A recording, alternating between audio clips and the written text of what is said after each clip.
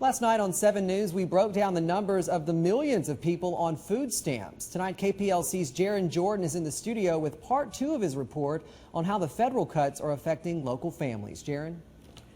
Yeah, Lee. Well, last night we introduced you to Jamie Cooley. She's a local woman on food stamps. She told us that one of the hardest parts about being on food stamps is shopping for foods that are healthy while making sure what she's buying can last throughout the month and follow her budget. Well, to help her out and the millions of others on food stamps, and frankly, anyone who wants to learn how to save while shopping, we hit the grocery store. On this day before Thanksgiving, stores like Market Basket are full of folks getting last-minute items to complete their Thanksgiving feast. But there are millions of Americans who will have a different type of Thanksgiving this year. I can buy a big can of peas and open that can of peas and put into 4 Ziploc bags. That's 4 meals. In part 1 of this report, you met Lake Charles's Jamie Cooley, a woman who after 20 years working as a caregiver was diagnosed with 2 chronic diseases, leaving her unable to work.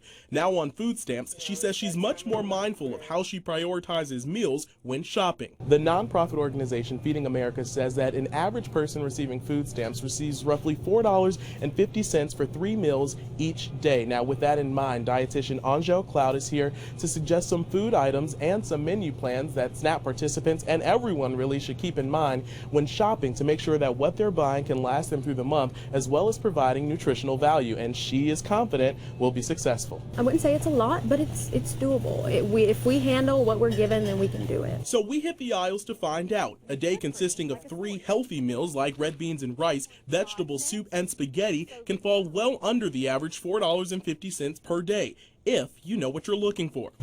Frozen vegetables are more easily stored than fresh vegetables. We don't have to worry about them as much. They stay well longer. We all know how expensive it is to go out to the store and buy all the meat you want. So if you could freeze it, if you could keep it better longer, that's the best way to go. You could always buy a head of lettuce and cut it up yourself, and you'd save a really big amount in comparison to buying a bag of lettuce. A little patience and a lot of sacrificing the luxurious name brand wants versus needs can go a long way. I'm not saying it's easy by any means, but it's possible. And that's the important part, that to know that we can do it with a little bit of extra effort.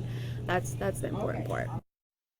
Now, Cloud also says there are 4 things shoppers should keep in mind, including always having a menu, making shopping lists, always compare prices, and when you're back at home, it's important to watch your portion sizes. Again, she says it's doable buying foods that are filling and healthy on a low-income budget or on government assistance, but it's important to know most of her tips can be applied to any consumer. At your service, Gerron, KPLC 7 News.